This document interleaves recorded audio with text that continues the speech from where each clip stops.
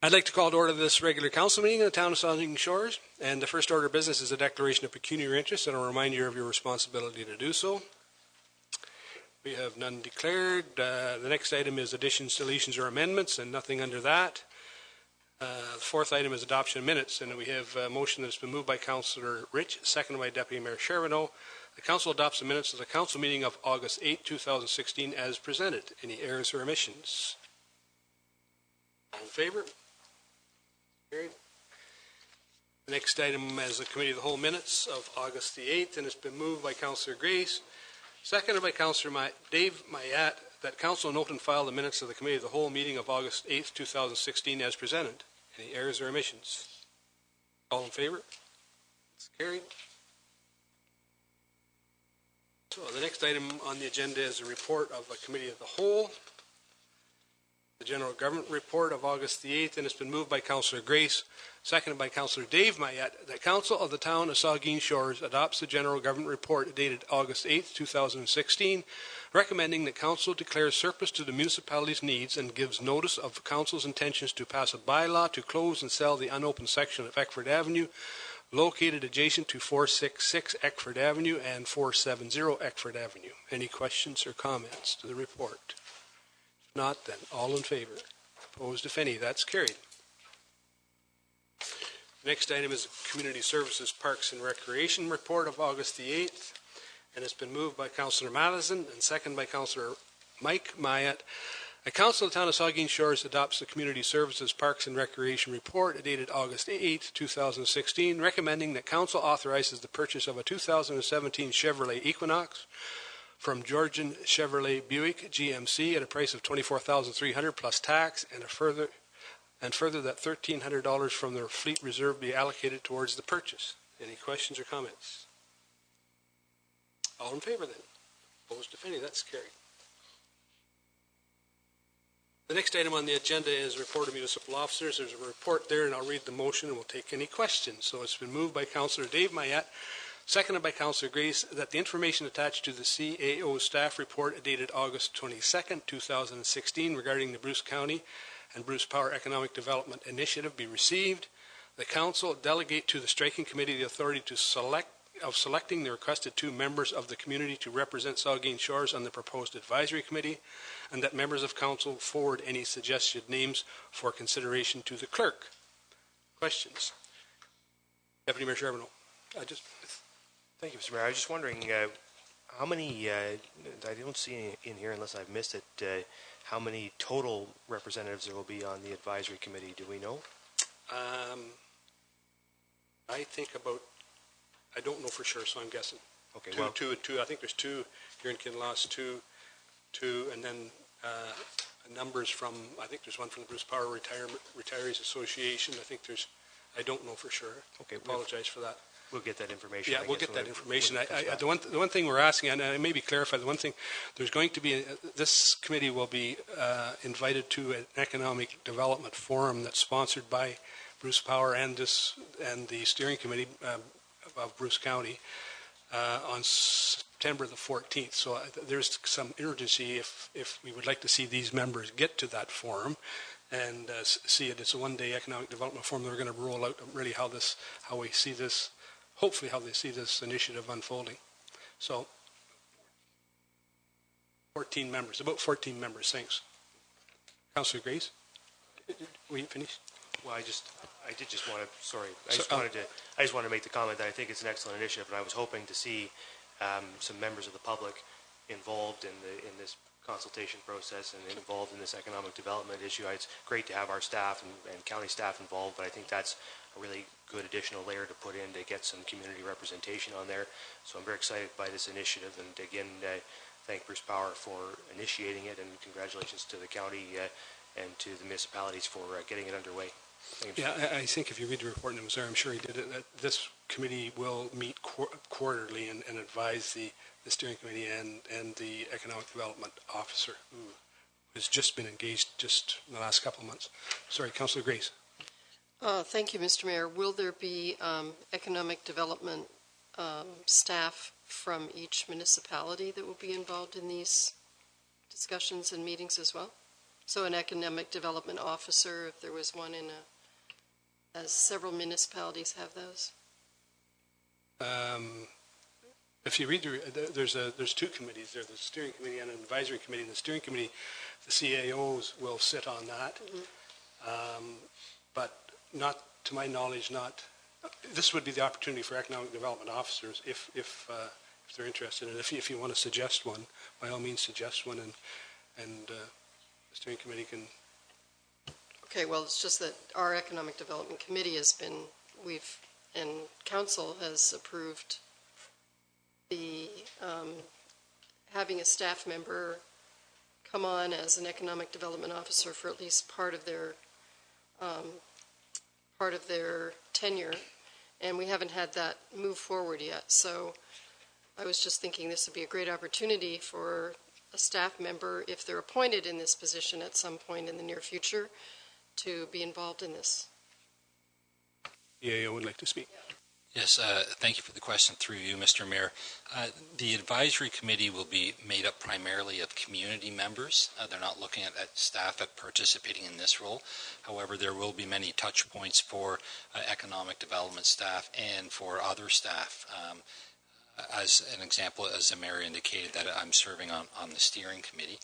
There is also a scheduled touch points for the municipal economic development advisory committees to council. So there is a summit scheduled in September, and the chair of our economic development advisory committee will be invited to that to that summit. If he's not able to attend, then we've got a spot for a designate for that. So there's lots of opportunity for input. So again, the motion, if you have any suggestions, by all means, just forward them to Linda, to the clerk, and we will make the selections, hopefully in time so that they can get to the meeting on the 14th. Yes. Yeah. Well, the intent was that we would pick them so that they could go to this summit on the 14th. So we'll need to, it won't be coming back to council. I guess we can come back and confirm it, but yeah, we can do that. We'll bring it back anyway if you want to. So, any further questions? All in favor then? That's carried. Mr. Mayor, Yes. for the next item, I'd like to declare pecuniary interest as my wife's office is affected by the vote.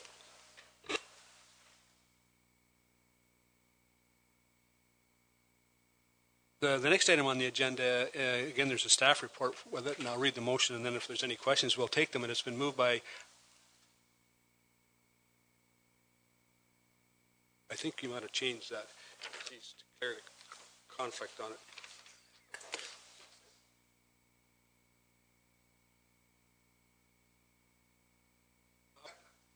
How can you read that scribble?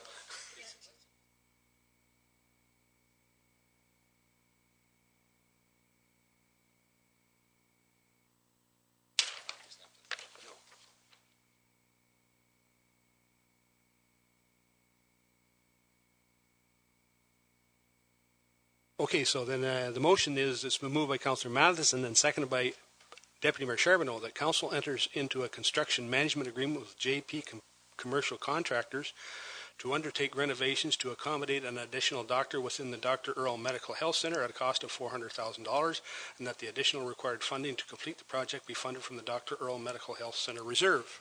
Questions or comments? Vice Deputy Mayor Huber. Thank you, Mr. Mayor. Can we just be reminded of the initial $250,000 that was put in the budget? Where was the funding coming from that? I think it was from a couple of different locations too, and then the additional $150,000. And I'll assume we've built into this $400,000 a bit of a contingency there so that there won't be any overages. But can you just remind us of where the initial $250,000 was, how it was divvied up? Yes, certainly. It was the surplus coming from the Dr. Earl Medical Health Center Reserve. And we continue to provide funding into that through the rent of the stay-away center that's in the back of that facility. So each year, as my report indicates, each year $28,000 goes into that, and that is increased $5,000 every 5 years. And that agreement comes to an end in 2030. It continues to be replenished, and that's where the initial $150,000 came from. Thank you.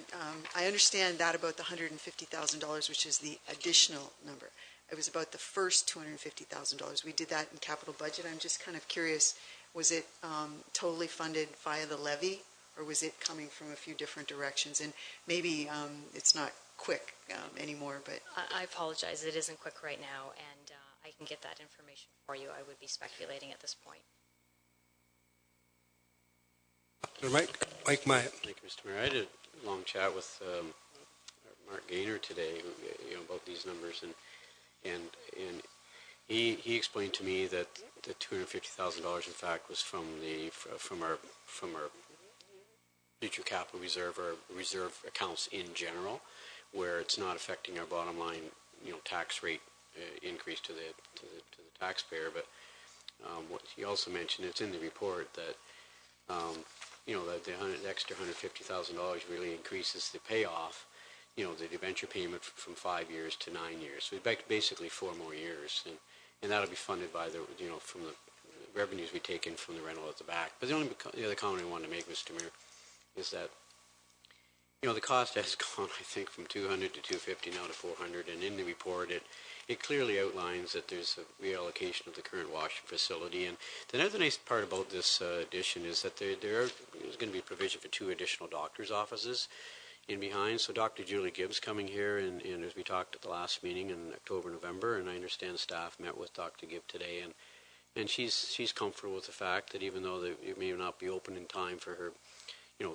think November 1st was the date. It'd be late November, I think, construction completion date. It's going to, I think, so she's fairly content with the fact that it's going to be late, but it's a nice addition, obviously, with 2 additional offices. And I just want to refer back to those 600 orphan patients, and there's probably more than that. But that office is going to provide that space for those orphan patients to take off that orphan patient list. So I think that's a positive thing. So yes, it's gone over budget, but it's going to be paid for from that revenue that we generate through the back rental space. Thank you. Any further questions? All in favor? Opposed, if any? That's carried. Oh.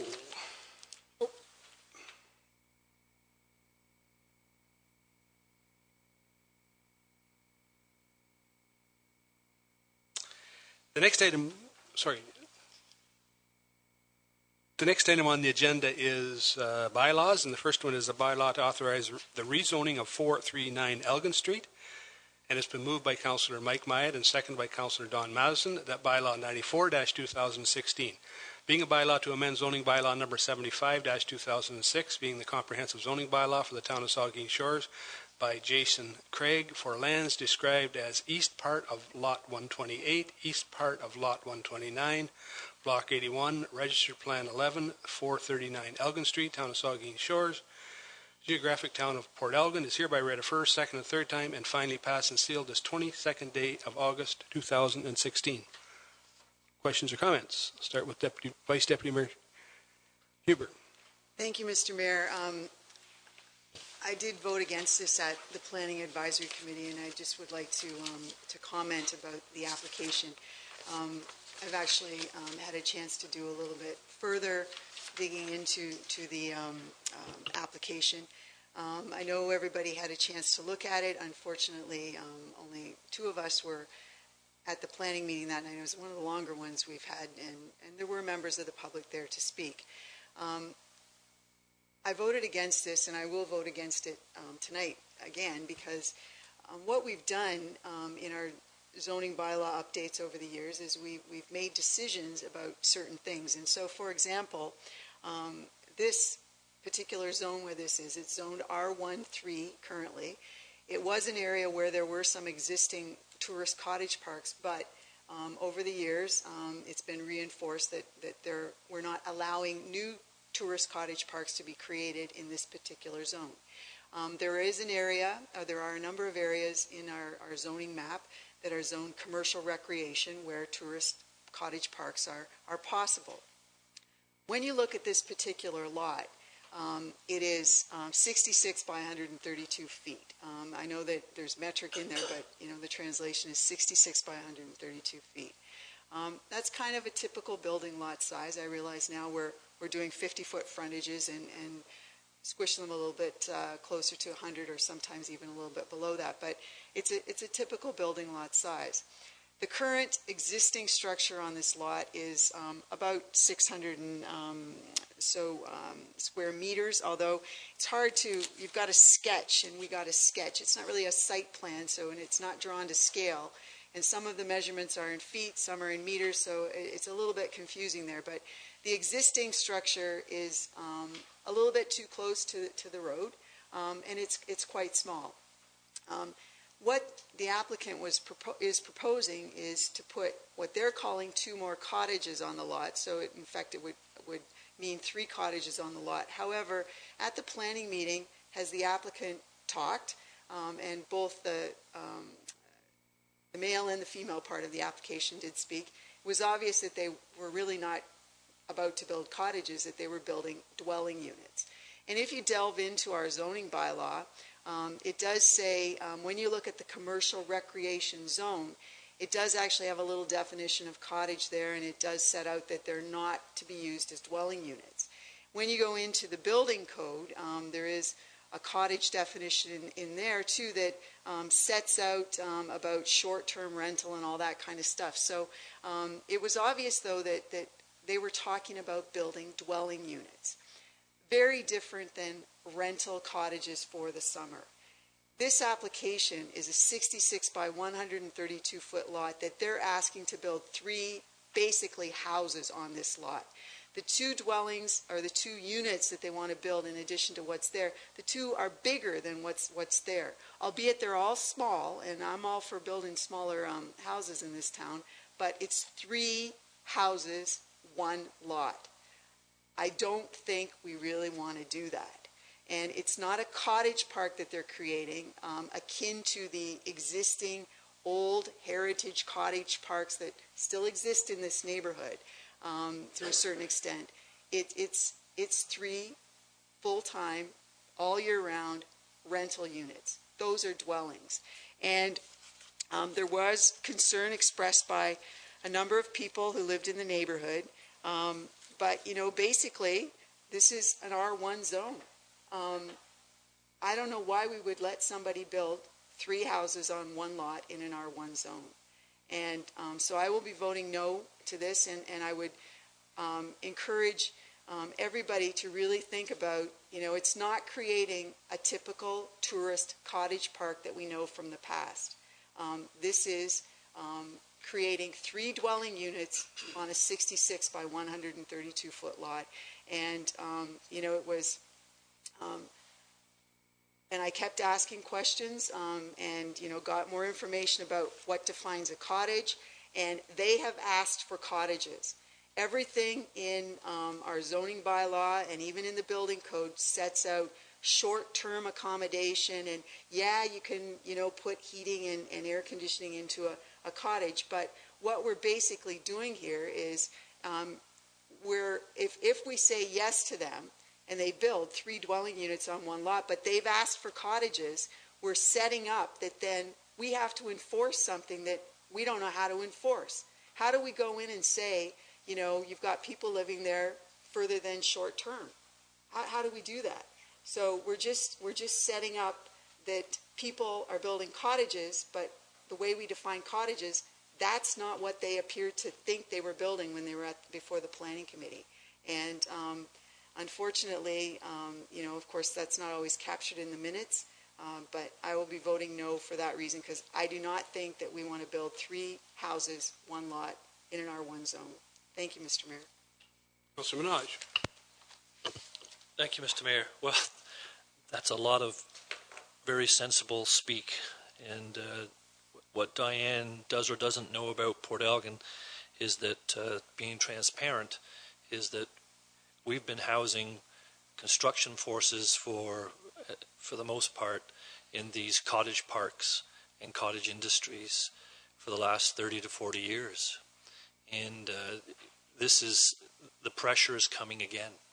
there are homes, and I wanted to bring it to the attention of council and to the CAO. There are homes that are 6-bedroom homes, and they've got 6 cars parked on the grass and around the driveway.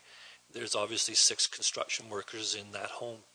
So we're going to be facing this upward pressure to house the construction workers in our community, and some people are going to want to make some money off of that and have a business doing that.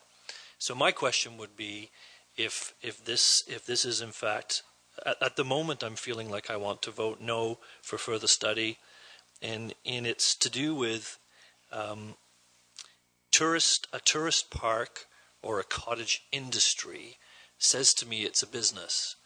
And are we tying these development changes to a business license? And do we have the right to do that? And do we have the expectation to be able to do that? And say, if you're, we have many people in the community who rent out a room or rent out a cottage, a family cottage for a week, and they collect some cash for it. Maybe they do some repairs to the area, but there are many that are functioning as full-blown businesses in the community. And I'm wondering if it's time to say more about this site plan. Is the sign that goes up that says that this is a cottage park, a cottage industry, and the name of it, and the address of it, who owns it, et cetera, et cetera. Like, what are the expectations of site plan control on a business applied to a residential zone? So I too have complicated questions, and I would like to get a broader discussion. So at the moment, I think my vote would be negative. Thank you. Councillor Grace. Thank you, Mr. Mayor. I wrote a question to Molly Kuchma, who's the county planning representative who wrote the report, because I had concerns. I went back and reread the section in the zoning bylaw from 2006. The owners indicated that they purchased the property in 2010, and that the zoning bylaw at that time when they purchased it, and they said I think they said that when they purchased it with the understanding that this is something they could do. They could build these cottages. Ms. Kuchma replied that it was the interpretation of the previous chief building officer that they could construct. Once again, the wording is cottages. And then I also asked her about the lot coverage, what the lot coverage would be if those cottages were constructed. She said it would be plus or minus 28.36%. It's my understanding that the maximum lot coverage is 35%, and that we have, in a number of cases that I'm familiar with, we've allowed lot coverage to be 40%, as much as 40%. But I find Vice Deputy Mayor's argument about what is the use of this, if it's a summer rental or if it's a full-time dwelling, to be a compelling concern. So those are just my comments with additional information that might assist. I did drive past the property. It's a big empty lot. It's a very large empty space. I'm just wondering if it could only be one. But, people are given grief when they build, a bunkie on the back of their lot. And with you're not allowed to build any kind of outbuilding if you're going to house anybody else in the building. So I'm concerned about double standards, I guess. Thanks. Just a comment. I mean, we use the term cottage, but when you build a building, they will all meet the building code. So I mean, it's kind of a misnomer. It'll be the same built as any other building. It'll have to meet the building code. It's just a term, and I don't just to kind of clarify it. I think Councillor Mike Myatt had a question. Thank you, Mr. Mayor. And I was at the same meeting, and I supported the motion. And we're looking at 2 additional cottages, 750 square feet. is the size of the building. They were issued building permits back in 2011, 12, 13 in that range. Through Jim Bell, who was the chief building official back then. So building permits is a bit of a slippery slope here. Those building permits were issued by our former chief building official. There was some illness, sickness in the family, things happened where the permits, they decided at that point they weren't moving forward. I'm talking about the owners. So they canceled. Now they're coming back to planning again to ask for those same permits to be issued. So again, they're, you know, the planners have recommended, our planners recommended it. The recommendation here talks about the reasons and nature of the application. The applicant wishes to construct two cottages, as we heard. But our planner has talked about subject lands with designated residential area. R1-3 permits residential buildings and accessory structures. But it talks also about and I'm just looking for the zone. It's zoned as an existing tourist cottage park area. So we had a long discussion about it at that meeting, and I put my hand in support of it, and I still do support it. We're looking at two additional 750 square foot, I call them cottages, not that big in terms of a single family dwelling, but so it was a long, lengthy discussion. We heard the concerns from the members of the public. The proposed zoning bylaw amendments will allow for no new tourist cottage park and will provide relief from the following provisions, and you see the revisions. So it was a tough decision, but it did pass through planning. So.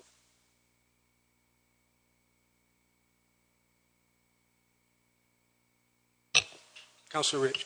Through you, Mr. Mayor, although I wasn't at the meeting, I do know that when someone comes forward and invests their money and they work under a specific set of premises and get building permits, that it would be that's a financial impact to those individuals who are actually just trying to better their property and do what they thought was allowable within our laws. And if we do actually issue, I'd be interested to hear what Mr. Toby would have to say. But if we allow those buildings to be built and they fit and they comply, I don't see why we'd want to stop someone who has decided to invest their money in our community from doing so. I think that sets a pretty bad precedent.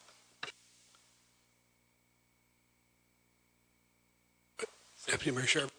Thank you, Mr. Mayor. I just I appreciate the conversation and a lot of good points made on all sides. I think for me this is just a question of what hill do you want to die on? Is this the one? I think perhaps it isn't. We have the recommendation from the planner, from the county planner, which I have my own issues with how that's done, but it is done and it will be done, and the OMB will see it as being done as well if we're to deny this. And also, this is not all that different in my view than what's been mandated that we do in terms of secondary suites. I mean, the province is pushing to have multiple residences on single lots. I feel like if we do reject this application, that we're likely not going to be the victors in the end of any kind of dispute on that point. And so I feel like, though there are some good points on all sides, that we'd be wise to pass this zoning bylaw amendment. And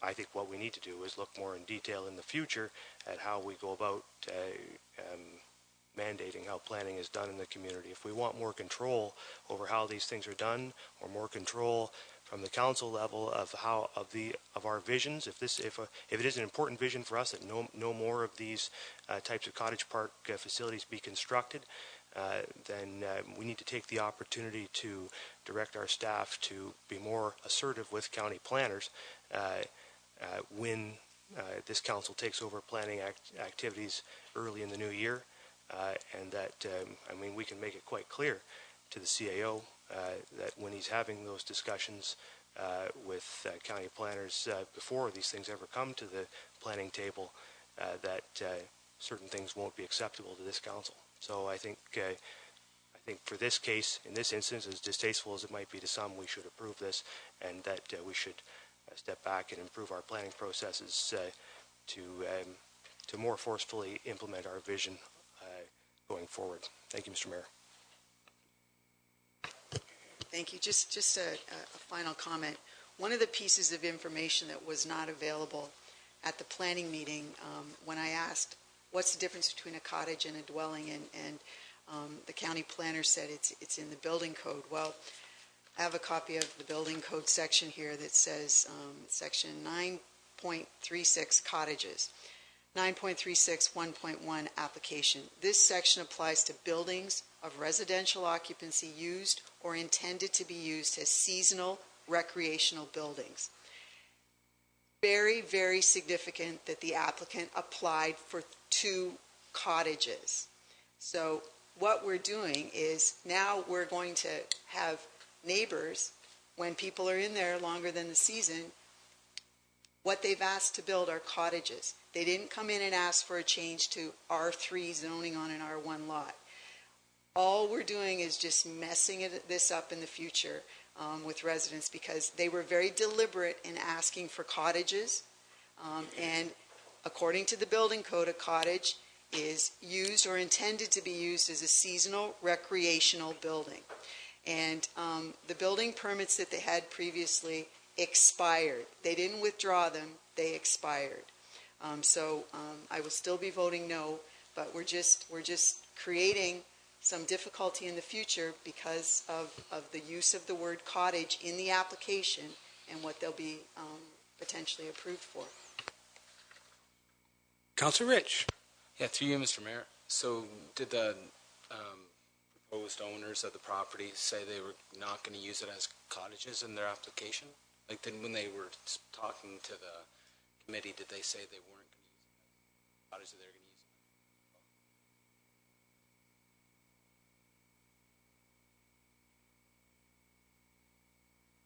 it? Yeah, I'm sure you can answer it. I guess it would be. I don't know if it made it. It was. I don't know that it's going to make much difference, really. But if you want to try and answer it, go ahead. I think we've had pretty good discussion on this, so let's have it fairly short, and we'll get to the vote. I don't know if it made it into the minutes, but it was expressed that they would likely live in one.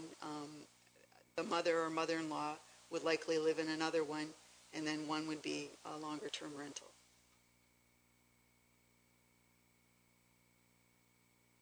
Okay, we've had a pretty good discussion here, all around. So I think we're ready for the question. All in favor of the motion? 1, 2. Opposed? That carries.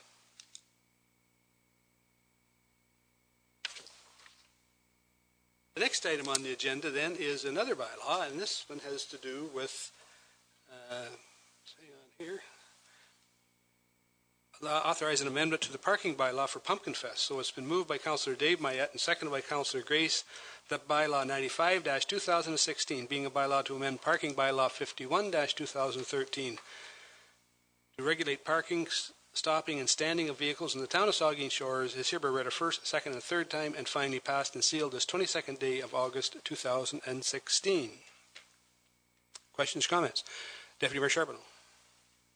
Mr. Mayor, and I guess maybe this question is possibly to the Director of Public Works, although I'm not sure who has been involved with the Chamber of Commerce in arranging this. But I just wonder, are we satisfied, has the municipality been satisfied by the Chamber of Commerce that the residents and particularly the business owners within the new area that we're going to be closing down for 2 days in October have been adequately consulted and are understanding of what's going to happen and are generally accepting of what's going to happen during that period of time?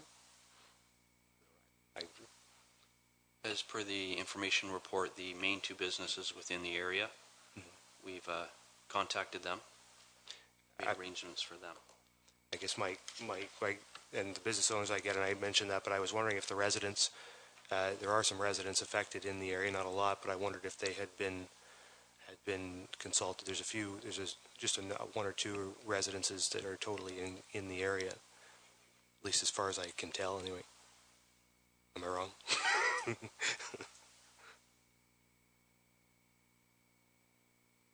Within the area of the full closures? Yes. Or within the parking restrictions? Within the area of the street closures. I believe there's a couple of residents in there. I just wanted to make sure that everybody who will be directly affected by complete street closures has been consulted, I guess. Yes, they have. Okay, thank you, Mr. Yep. Mayor. Any further questions? All in favor? Opposed, if any, that's carried. So that's the end of our agenda. So I have a motion that's been moved by Vice Deputy Mayor Huber, seconded by Councillor Minaj, that bylaw 96-2016, being a bylaw to confirm the proceedings of the Council of the Town of Saugeen Shores, is hereby read a first, second, and third time and finally passed and sealed this 22nd day of August, 2016. All in favor? Carried. And I have a motion moved by Councillor Matheson and seconded by Councillor Myatt that this regular council meeting of August 22nd, 2016, hereby adjourn at 9:32 p.m. All in favor?